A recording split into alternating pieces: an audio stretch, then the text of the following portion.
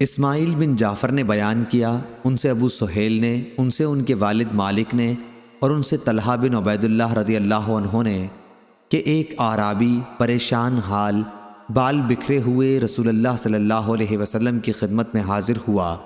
اس نے پوچھا، یا رسول اللہ صلی اللہ علیہ وسلم، بتائیے مجھ پر اللہ تعالیٰ نے کتنی نمازیں فرض کی ہیں؟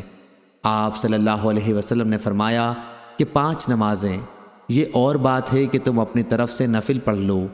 پھر اس نے کہا، بتائیے اللہ تعالیٰ نے مجھ پر روزے کتنے فرض کیے ہیں؟ حضرت صلی اللہ علیہ وسلم نے فرمایا کہ رمضان کے مہینے کے، یہ اور بات ہے کہ تم خود اپنے طور پر کچھ نفلی روزے اور بھی رکھ لو۔ پھر اس نے پوچھا، اور بتائیے زکوٰۃ کس طرح مجھ پر اللہ تعالیٰ نے فرض کی ہے؟ آپ صلی اللہ علیہ وسلم نے اسے شرع اسلام کی باتیں بتا دیں۔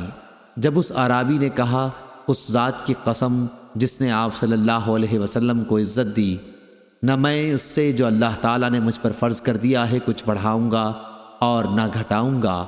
اس پر رسول اللہ صلی اللہ علیہ وسلم نے فرمایا، اگر اس نے سچ کہا ہے تو یہ مراد کو پہنچا، یا آپ نے یہ فرمایا کہ اگر سچ کہا ہے تو جنت میں جائے گا۔ صحیح بخاری حدیث نمبر 1891۔ اسماعیل بن علی نے بیان کیا، ان سے ایوب نے، ان سے نافع نے، اور ان سے ابن عمر رضی اللہ عنہ نے بیان کیا کہ رسول اللہ صلی اللہ علیہ وسلم نے یوم عاشورہ کا روزہ رکھا تھا، اور آپ نے اس کے رکھنے کا صحابہ رحمہ اللہ کو ابتدائے اسلام میں حکم دیا تھا۔ جب ماہ رمضان کے روزے فرض ہو گئے تو عاشورہ کا روزہ بطور فرض چھوڑ دیا گیا۔ عبداللہ بن عمر رضی اللہ عنہ عاشورہ کے دن روزہ نہ رکھتے مگر جب ان کے روزے کا دن ہی یوم عاشورہ آن پڑتا۔ صحیح بخاری حدیث نمبر 1892۔ لیث نے بیان کیا، ان سے یزید بن ابی حبیب نے، اور ان سے اوراق بن مالک نے بیان کیا، انہیں عروہ نے خبر دی کہ ام المومنین عائشہ رضی اللہ عنہا نے فرمایا، قریش زمانہ جاہلیت میں عاشورہ کا روزہ رکھتے تھے، پھر رسول اللہ صلی اللہ علیہ وسلم نے بھی اس دن روزے کا حکم دیا۔ پھر رسول اللہ صلی اللہ علیہ وسلم نے فرمایا کہ جس کا جی چاہے یوم عاشورہ کا روزہ رکھے اور جس کا جی چاہے نہ رکھے۔ صحیح بخاری حدیث نمبر 1893۔ عبداللہ بن مسلمہ قامبی نے بیان کیا، ان سے امام مالک نے، ان سے ابو زناد نے، ان سے اعرج نے، اور ان سے ابو ہریرہ رضی اللہ عنہ نے کہ رسول اللہ صلی اللہ علیہ وسلم نے فرمایا، روزہ دوزخ سے بچنے کے لیے ایک ڈھال ہے، اس لیے روزہ دار نہ فحش باتیں کرے اور نہ جہالت کی باتیں، اور اگر کوئی شخص اس سے لڑے یا اسے گالی دے تو اس کا جواب صرف یہ ہونا چاہیے کہ میں روزہ دار ہوں۔ یہ الفاظ 2 مرتبہ کہہ دے، اس ذات کی قسم جس کے ہاتھ میں میری جان ہے، روزہ دار کے منہ کی بو اللہ کے نزدیک مشک کی خوشبو سے بھی زیادہ پسندیدہ اور پاکیزہ ہے۔ اللہ تعالیٰ فرماتا ہے، بندہ اپنا کھانا پینا اور اپنی شہوات میرے لیے چھوڑتا ہے، روزہ میرے لیے ہے اور میں ہی اس کا بدلہ دوں گا، اور دوسری نیکیوں کا ثواب بھی اصل نیکی کے 10 گنا ہوتا ہے۔ صحیح بخاری حدیث نمبر 1894۔ جامع بن راشد نے بیان کیا، ان سے ابو وائل نے، اور ان سے حذیفہ رضی اللہ عنہ نے کہ حضرت عمر رضی اللہ عنہ نے پوچھا، فتنے کے متعلق رسول اللہ صلی اللہ علیہ وسلم کی حدیث کسی کو یاد ہے؟ حذیفہ رضی اللہ عنہ نے بیان کیا کہ میں نے سنا ہے، آپ صلی اللہ علیہ وسلم نے فرمایا تھا کہ انسان کے لیے اس کے بال بچے، اس کا مال اور اس کے پڑوسی فتنہ، آزمائش و امتحان ہے، جس کا کفارہ نماز، روزہ اور صدقہ بن جاتا ہے۔ عمر رضی اللہ عنہ نے کہا کہ میں اس کے متعلق نہیں پوچھتا، میری مراد تو اس فتنے سے ہے جو سمندر کی موجوں کی طرح امڈ آئے گا۔ اس پر حذیفہ رضی اللہ عنہ نے کہا کہ آپ کے اور اس فتنے کے درمیان ایک بند دروازہ ہے، یعنی آپ کے دور میں وہ فتنہ شروع نہیں ہوگا۔ عمر رضی اللہ عنہ نے پوچھا، وہ دروازہ کھل جائے گا یا توڑ دیا جائے گا؟ حذیفہ رضی اللہ عنہ نے بتایا کہ توڑ دیا جائے گا۔ عمر رضی اللہ عنہ نے فرمایا کہ پھر تو قیامت تک کبھی بند نہ ہو پائے گا۔ ہم نے مسروق سے کہا، آپ حذیفہ رضی اللہ عنہ سے پوچھئے کہ کیا عمر رضی اللہ عنہ کو معلوم تھا کہ وہ دروازہ کون ہے؟ چنانچہ مسروق نے پوچھا تو آپ نے فرمایا، ہاں بالکل اس طرح انہیں علم تھا جیسے رات کے بعد دن کے آنے کا علم ہوتا ہے۔ صحیح بخاری حدیث نمبر 1895۔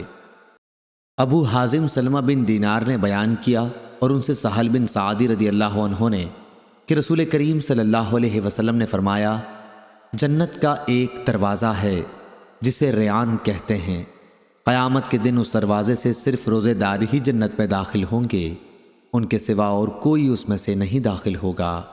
پکارا جائے گا کہ روزے دار کہاں ہیں؟ وہ کھڑے ہو جائیں گے، ان کے سوا اس سے اور کوئی نہیں اندر جانے پائے گا، اور جب یہ لوگ اندر چلے جائیں گے تو یہ دروازہ بند کر دیا جائے گا، پھر اس سے کوئی اندر نہ جا سکے گا۔ صحیح بخاری حدیث نمبر 1896۔ حمید بن عبد الرحمن نے بیان کیا اور ان سے ابو ہریرہ رضی اللہ عنہ نے بیان کیا کہ رسول اللہ صلی اللہ علیہ وسلم نے فرمایا، جو اللہ کے راستے میں 2 چیزیں خرچ کرے گا اسے فرشتے جنت کے دروازوں سے بلائیں گے کہ اے اللہ کے بندے، یہ دروازہ اچھا ہے۔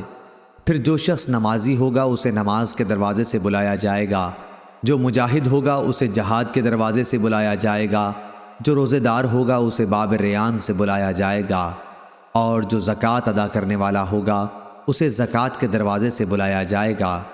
اس پر ابو بکر رضی اللہ عنہ نے پوچھا، میرے ماں باپ آپ صلی اللہ علیہ وسلم پر فدا ہوں، یا رسول اللہ صلی اللہ علیہ وسلم، جو لوگ ان دروازوں میں سے کسی ایک دروازے سے بلائے جائیں گے مجھے ان سے بحث نہیں، آپ یہ فرمائیں کہ کیا کوئی ایسا بھی ہوگا جسے ان سب دروازوں سے بلایا جائے گا؟ آپ صلی اللہ علیہ وسلم نے فرمایا کہ ہاں، اور مجھے امید ہے کہ آپ بھی انہی میں سے ہوں گے۔ صحیح بخاری حدیث نمبر 1897۔ اسماعیل بن جعفر نے بیان کیا، ان سے ابو سہل نافع بن مالک نے، ان سے ان کے والد نے، ان سے ابو ہریرہ رضی اللہ عنہ نے کہ رسول اللہ صلی اللہ علیہ وسلم نے فرمایا، جب رمضان آتا ہے تو جنت کے دروازے کھول دیے جاتے ہیں۔ صحیح بخاری حدیث نمبر 1898۔ ابن شہاب ظاہری نے بیان کیا کہ مجھے بنو تمیم کے مولا ابو سہیل بن ابی انس نے خبر دی، ان سے ان کے والد نے بیان کیا اور انہوں نے ابو ہریرہ رضی اللہ عنہ کو کہتے سنا کہ رسول اللہ صلی اللہ علیہ وسلم نے فرمایا، جب رمضان کا مہینہ آتا ہے تو آسمان کے تمام دروازے کھول دیے جاتے ہیں، جہنم کے دروازے بند کر دیے جاتے ہیں، اور شیاطین کو زنجیروں سے جکڑ دیا جاتا ہے۔ صحیح بخاری حدیث نمبر 1899۔ سالم نے خبر دی کہ ابن عمر رضی اللہ عنہ نے کہا، میں نے رسول کریم صلی اللہ علیہ وسلم سے سنا، آپ صلی اللہ علیہ وسلم نے فرمایا کہ جب رمضان کا چاند دیکھو تو روزہ شروع کر دو، اور جب شوال کا چاند دیکھو تو روزہ افطار کر دو، اور اگر ابر ہو تو اندازے سے کام کرو، یعنی 30 روزے پورے کر لو۔ اور بعض نے لیث سے بیان کیا کہ مجھ سے عقیل اور یونس نے بیان کیا کہ رمضان کا چاند مراد ہے۔ صحیح بخاری حدیث نمبر 1900۔ یحییٰ بن ابی کثیر نے بیان کیا، ان سے ابو سلمہ نے اور ان سے ابو ہریرہ رضی اللہ عنہ نے کہ رسول اللہ صلی اللہ علیہ وسلم نے فرمایا، جو کوئی شب قدر میں ایمان کے ساتھ اور حصول ثواب کی نیت سے عبادت میں کھڑا ہو، اس کے تمام اگلے گناہ بخش دیے جائیں گے، اور جس نے رمضان کے روزے ایمان کے ساتھ اور ثواب کی نیت سے رکھے اس کے اگلے تمام گناہ معاف کر دیے جائیں گے۔ صحیح بخاری حدیث نمبر 1901۔ ابن شہاب نے خبر دی، انہیں عبید اللہ بن عبداللہ بن عتبہ نے کہ عبداللہ بن عباس رضی اللہ عنہ نے کہا، نبی کریم صلی اللہ علیہ وسلم سخاوت اور خیر کے معاملے میں سب سے زیادہ سخی تھے، اور آپ صلی اللہ علیہ وسلم کی سخاوت اس وقت اور زیادہ بڑھ جاتی تھی جب جبرائیل علیہ السلام آپ صلی اللہ علیہ وسلم سے رمضان میں ملتے۔ جبرائیل علیہ السلام حضرت صلی اللہ علیہ وسلم سے رمضان شریف کی ہر رات میں ملتے، یہاں تک کہ رمضان گزر جاتا۔ نبی کریم صلی اللہ علیہ وسلم جبرائیل علیہ السلام سے قرآن کا دور کرتے تھے۔ جب حضرت جبرائیل علیہ السلام آپ سے ملنے لگتے تو آپ صلی اللہ علیہ وسلم چلتی ہوا سے بھی زیادہ بھلائی پہنچانے میں سخی ہو جایا کرتے تھے۔ صحیح بخاری حدیث نمبر 1902۔ ابن ابی ذئب نے بیان کیا، ان سے سعید مقبری نے، ان سے ان کے والد کیسان نے، اور ان سے ابو ہریرہ رضی اللہ عنہ نے کہ رسول کریم صلی اللہ علیہ وسلم نے فرمایا، اگر کوئی شخص جھوٹ بولنا اور دغابازی کرنا روزے رکھ کر بھی نہ چھوڑے تو اللہ تعالیٰ کو اس کی کوئی ضرورت نہیں کہ وہ اپنا کھانا پینا چھوڑ دے۔ صحیح بخاری حدیث نمبر 1903۔ عطا نے خبر دی، انہیں ابو صالح نے جو روغن زیتون اور گھی بیچتے تھے، انہوں نے ابو ہریرہ رضی اللہ عنہ سے سنا کہ رسول کریم صلی اللہ علیہ وسلم نے فرمایا، اللہ پاک فرماتا ہے کہ انسان کا ہر نیک عمل خود اسی کے لیے ہے مگر روزہ کہ وہ خاص میرے لیے ہے اور میں ہی اس کا بدلہ دوں گا، اور روزہ گناہوں کی ایک ڈھال ہے۔ اگر کوئی روزے سے ہو تو اسے فحش کوئی نہ کرنی چاہیے اور نہ شور مچائے۔ اگر کوئی شخص اس کو گالی دے یا لڑنا چاہے تو اس کا جواب صرف یہ ہو کہ میں ایک روزے دار آدمی ہوں، اس ذات کی قسم جس کے ہاتھ میں محمد صلی اللہ علیہ وسلم کی جان ہے، روزے دار کے منہ کی بو اللہ تعالیٰ کے نزدیک مشک کی خوشبو سے بھی زیادہ بہتر ہے۔ روزے دار کو 2 خوشیاں حاصل ہوں گی، ایک تو جب وہ افطار کرتا ہے تو خوش ہوتا ہے، اور دوسرے جب وہ اپنے رب سے ملاقات کرے گا تو اپنے روزے کا ثواب پا کر خوش ہوگا۔ صحیح بخاری حدیث نمبر 1904۔ علقمہ نے بیان کیا کہ میں عبداللہ بن مسعود رضی اللہ عنہ کے ساتھ جا رہا تھا، آپ نے کہا کہ ہم نبی کریم صلی اللہ علیہ وسلم کے ساتھ تھے، تو آپ صلی اللہ علیہ وسلم نے فرمایا، اگر کوئی صاحب طاقت والا ہو تو اسے نکاح کر لینا چاہیے، کیونکہ نظر کو نیچی رکھنے اور شرمگاہ کو بدفعلی سے محفوظ رکھنے کا یہ ذریعہ ہے، اور کسی میں نکاح کرنے کی طاقت نہ ہو تو اسے روزے رکھنے چاہیے، کیونکہ وہ اس کی شہوت کو ختم کر دیتا ہے۔ صحیح بخاری حدیث نمبر 1905۔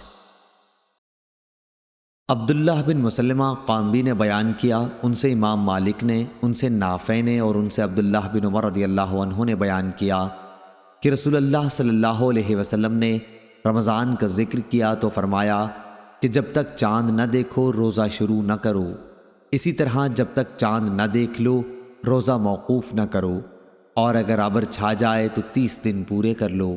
صحیح بخاری حدیث نمبر 1906۔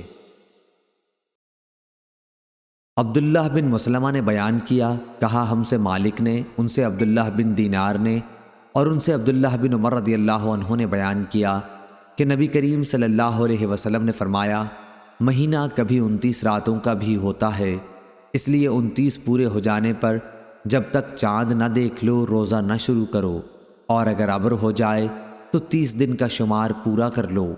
صحیح بخاری حدیث نمبر 1907۔ جبلہ بن سہیم نے بیان کیا کہ میں نے ابن عمر رضی اللہ عنہ سے سنا، انہوں نے بیان کیا کہ رسول اللہ صلی اللہ علیہ وسلم نے فرمایا، مہینہ اتنے دنوں اور اتنے دنوں کا ہوتا ہے، تیسری مرتبہ کہتے ہوئے آپ نے انگوٹھے کو دبا لیا۔ صحیح بخاری حدیث نمبر 1908۔ محمد بن زیاد نے بیان کیا، کہا کہ میں نے ابو ہریرہ رضی اللہ عنہ سے سنا، آپ نے بیان کیا کہ نبی کریم صلی اللہ علیہ وسلم نے فرمایا، یا یوں کہا کہ ابو القاسم صلی اللہ علیہ وسلم نے فرمایا، چاند ہی دیکھ کر روزے شروع کرو اور چاند ہی دیکھ کر روزہ موقوف کرو، اور اگر ابر ہو جائے تو 30 دن پورے کر لو۔ صحیح بخاری حدیث نمبر 1909۔ ابن جریج نے بیان کیا، ان سے یحییٰ بن عبداللہ بن سیفی نے، ان سے اکرمہ بن عبد الرحمن نے، اور ان سے ام سلمہ رضی اللہ عنہا نے کہ نبی کریم صلی اللہ علیہ وسلم اپنی ازواج سے 1 مہینے تک جدا رہے، پھر 29 دن پورے ہو گئے تو صبح کے وقت یا شام کے وقت آپ صلی اللہ علیہ وسلم ان کے پاس تشریف لے گئے۔